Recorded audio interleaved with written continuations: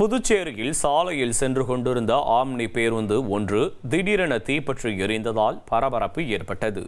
13 பயணிகளுடன் பொள்ளாச்சி நோக்கி சென்ற போது 100 அடி சாலையில் உள்ள இந்த விபத்து நேர்ந்திருக்கிறது.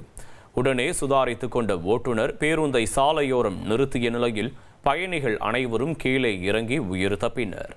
தகவல் அறிந்து வந்த தீயணைப்பு துறையினர் சுமார் 1 மணி நேரம் போராடி தீயை அணைத்தனர். இதில் பேருந்து முற்றிலும் எரிந்த நிலையில் பயணிகளின் உடைமைகளும் தீக்கிரையாகின.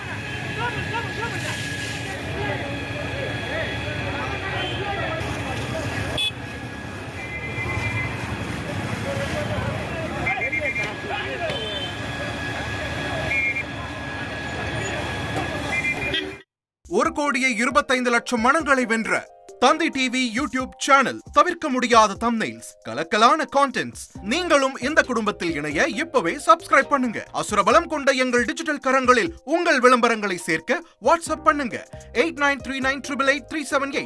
Email advttv@dttv.in.